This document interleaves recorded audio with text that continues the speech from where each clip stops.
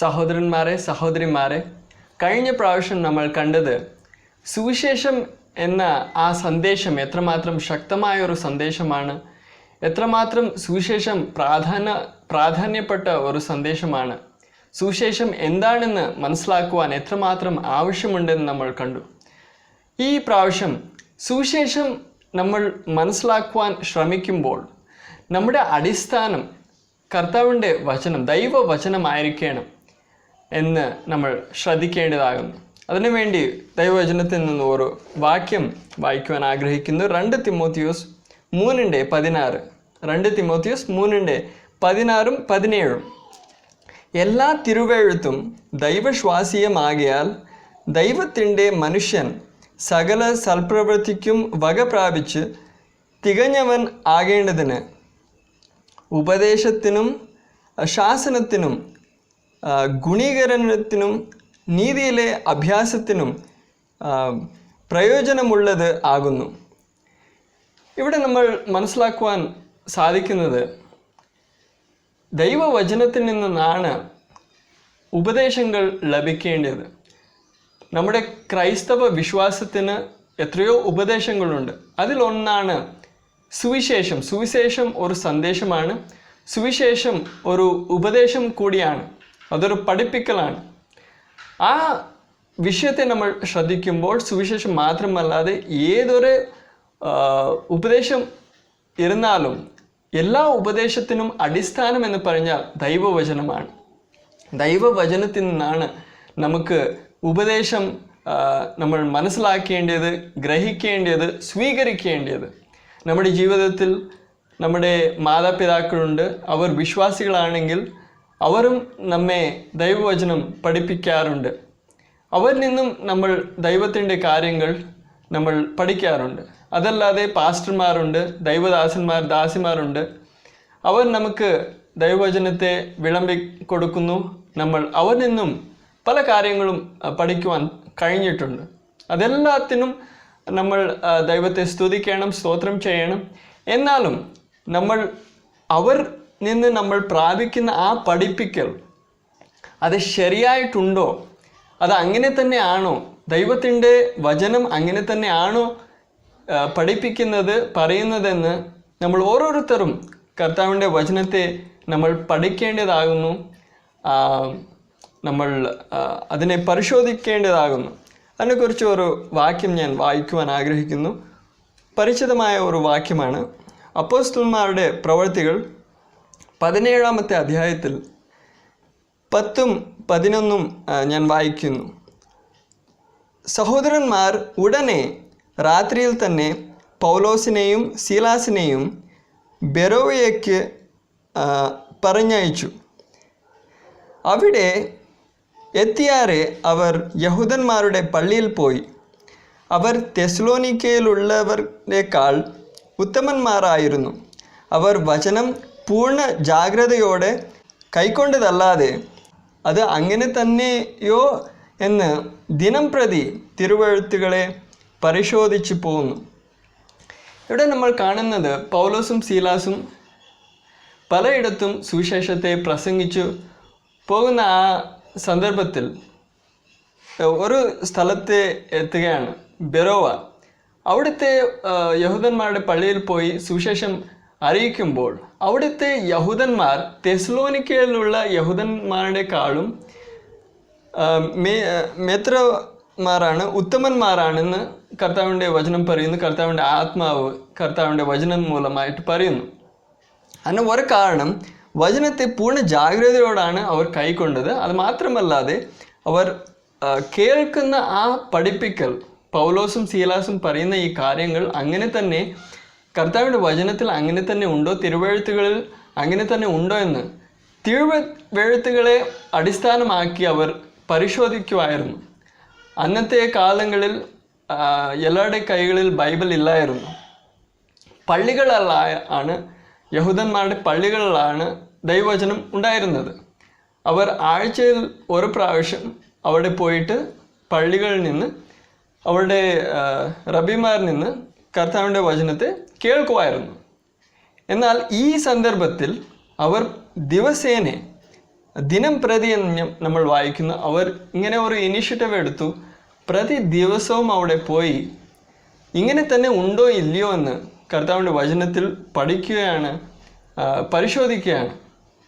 ഇതിനെ അടുത്ത് കർത്താവിൻ്റെ ആത്മാവ് കർത്താവിൻ്റെ വചനത്തിൽ രേഖപ്പെടുത്തിയിട്ടുണ്ട്. അതിൽ നിന്ന് നമുക്ക് മനസ്സിലാകുന്നത് നമ്മുടെ ജീവിതത്തിൽ ഏതൊരു പഠിപ്പിക്കുന്ന ഒരു ആളുണ്ടെങ്കിലും അത് നമ്മുടെ മാതാപിതാക്കളായിരിക്കാം. മാതാപിതാക്കളെ നമ്മൾ ഗൗരവിക്കണമെന്ന് കർത്താവിൻ്റെ വചനം തെളിവായിട്ട് പറയുന്നു. അതല്ലാതെ നമ്മുടെ ഇടിയന്മാരെ നമ്മൾ അവർക്ക് അധീനമായിട്ട് ഇരിക്കണം, അവർക്ക് കീഴടങ്ങി ഇരിക്കണമെന്ന് കർത്താവിൻ്റെ വചനം നമുക്ക് പ്രബോധിപ്പിക്കുന്നു.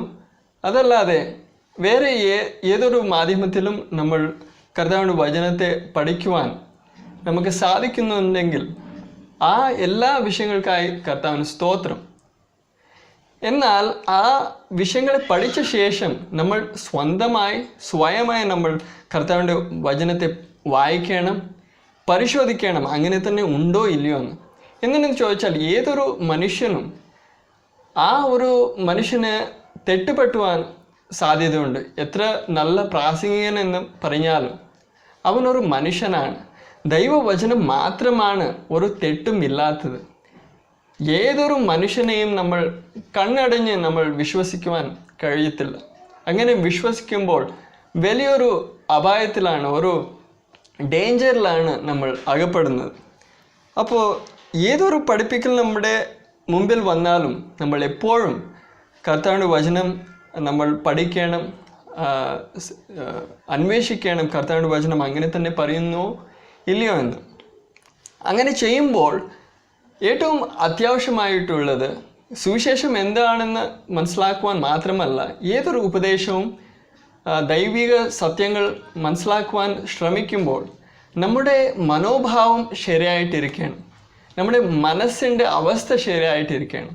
നമ്മുടെ മനസ്സിൻ്റെ ആ മനോഭാവം ഇങ്ങനെ ആയിരിക്കണം: കർത്താവേ, അങ്ങയുടെ വചനം അങ്ങയുടെ വചനത്തെ ഞാൻ മനസ്സിലാക്കുവാൻ ഞാൻ ആഗ്രഹിക്കുകയാണ്. അങ്ങയുടെ സത്യത്തെ എനിക്ക് വെളിപ്പെടുത്തി തരണമേ. ആ സത്യത്തിനെ മനസ്സിലാക്കി അതിനെ അനുസരിച്ച് ഞാൻ ജീവിക്കുവാൻ ഞാൻ സമർപ്പിക്കുന്നു എന്നെ തന്നെ. ഞാൻ എൻ്റെ ചിന്തയെ അകറ്റി ഒരു പ്രീകൺസെപ്ഷൻ ഇല്ലാതെ ഒരു ഖാലിയായിട്ടുള്ളൊരു മനസ്സുകൊണ്ട് ഞാൻ വരുന്നു. ഞാൻ മുമ്പേ തന്നെ എന്തും ചിന്തിച്ചു വെച്ചിട്ടില്ല. കർത്താവേ, നിൻ്റെ സത്യം എന്താണോ അത് മനസ്സിലാക്കിയ ഞാൻ അതിനെ അനുസരിച്ചാണ് ഞാൻ ജീവിക്കുവാൻ ആഗ്രഹിക്കുന്നത് എന്നുള്ളൊരു ആത്മാർത്ഥമായ ഒരു മനസ്സുണ്ടെങ്കിൽ, അങ്ങനത്തെ ഒരു പ്രാർത്ഥനയോട് കൂടെ നമ്മൾ കർത്താവിൻ്റെ വചനത്തെ വായിക്കുമ്പോൾ പഠിക്കുമ്പോൾ കർത്താവ് തീർച്ചയായിട്ടും നമുക്ക് കർത്താവിൻ്റെ സത്യങ്ങളെ വെളിപ്പെടുത്തി തരും. അങ്ങനത്തെ ഒരു മനോഭാവം നമുക്ക് വേണം. കർത്താവിൻ്റെ സത്യം അനുസരിക്കുവാനുള്ള ഒരു മനോഭാവം വേണം. ഇങ്ങനെയല്ല കർത്താവിൻ്റെ സത്യം നമ്മൾ മനസ്സിലാക്കിയ ശേഷം നമ്മൾ തീരുമാനിക്കും അതിനെ അനുസരിച്ച് നമ്മൾ നടക്കുമോ ഇല്ലയോ. അതിനെ കഴിഞ്ഞിട്ടല്ല നമ്മൾ സമർപ്പിക്കേണ്ടത്.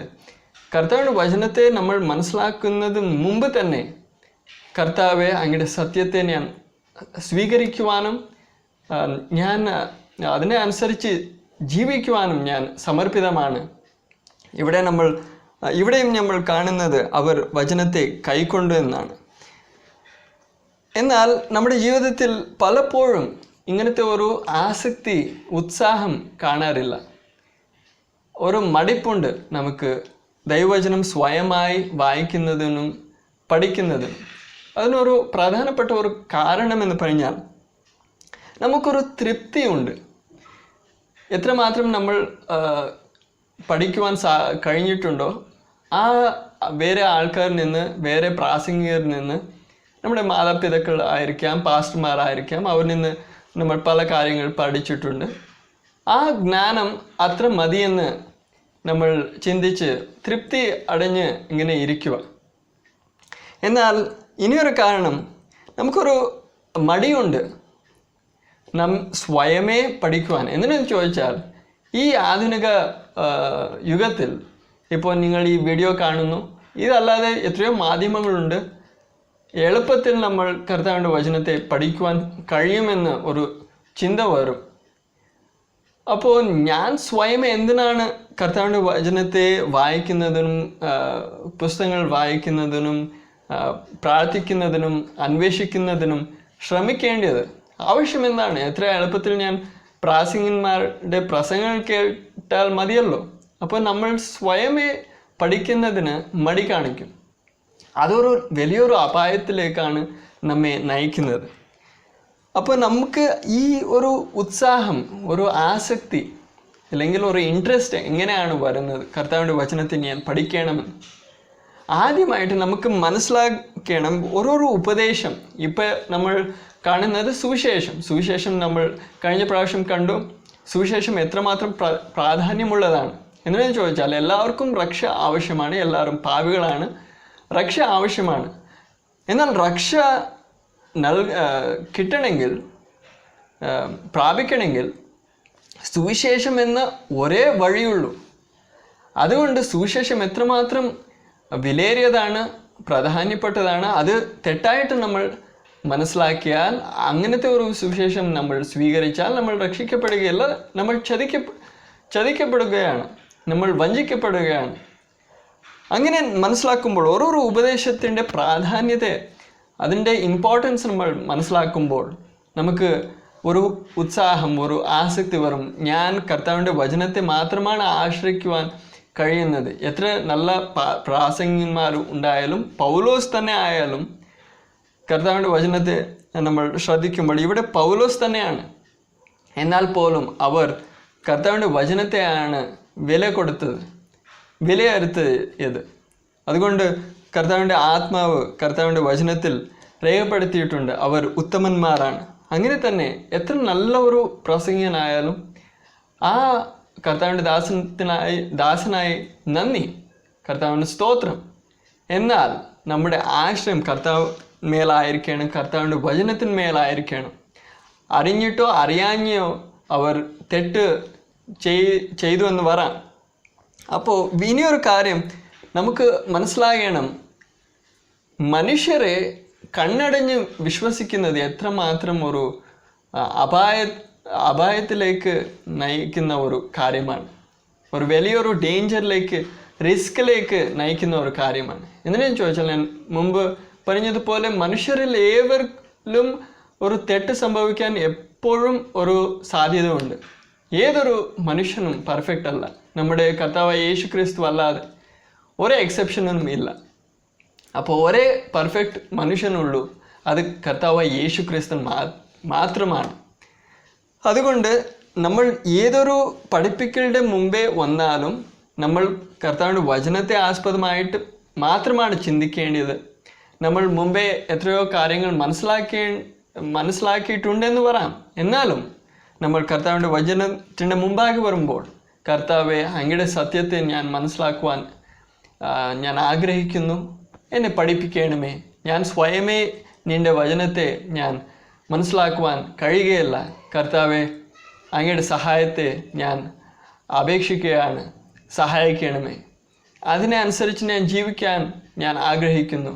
ഞാൻ മുമ്പേ തന്നെ കണക്കൂട്ടി ഒന്നും ഞാൻ എൻ്റെ മനസ്സിൽ വെച്ചിട്ടില്ല. കർത്താവെ, എന്നെ പഠിപ്പിക്കണമേ. അങ്ങനത്തെ ഒരു മനസ്സ് കൊണ്ട് നമ്മൾ ഈ ദിവസങ്ങളിൽ ഈ വിഷയത്തെ പഠിക്കുവാൻ ശ്രമിച്ചാൽ തീർച്ചയായിട്ടും കർത്താവ് നമ്മെ അനുഗ്രഹിച്ച് നമ്മുടെ ആത്മീക ജീവിതത്തെ വളർത്തി ബലപ്പെടുത്തി ഈ വിഷയത്തിൻ്റെ ആഴങ്ങളിലേക്ക് നമ്മെ നയിക്കും. അതിനുവേണ്ടി ഞാൻ പ്രാർത്ഥിക്കുന്നു, ആശിക്കുന്നു. നിങ്ങളിൽ ഏവരെയും കർത്താവ് അതിനു വേണ്ടി സഹായിക്കുമാറാകട്ടെ. അതുകൊണ്ട് ഈ ദിവസങ്ങളിൽ പൂർണ്ണ ഒരു ജാഗ്രതയോടെ, ഇവിടെ വായിക്കുന്നത് വചനം പൂർണ്ണ ജാഗ്രതയോടെ അവർ കൈക്കൊണ്ടു. നമ്മൾ ഈ ദിവസങ്ങളിൽ ദൈവവചനം നമ്മൾ ധ്യാനിക്കുമ്പോൾ, പഠിക്കുമ്പോൾ പൂർണ്ണ ജാഗ്രതയോടെ, പൂർണ്ണ മനസ്സോടെ, ആത്മാർത്ഥതയോടെ നമ്മൾ കർത്താവിൻ്റെ വചനത്തെ അന്വേഷിക്കാം. അതിൻ്റെ ആഴങ്ങളിലേക്ക് ഇറങ്ങുവാൻ നമ്മൾ ശ്രമിക്കാം. കർത്താവിൽ ആശ്രയിച്ച് ഈ സന്ദേശം മൂലവും നിങ്ങളെല്ലാവരെയും കർത്താവ് അനുഗ്രഹിക്കുമാറാകട്ടെ.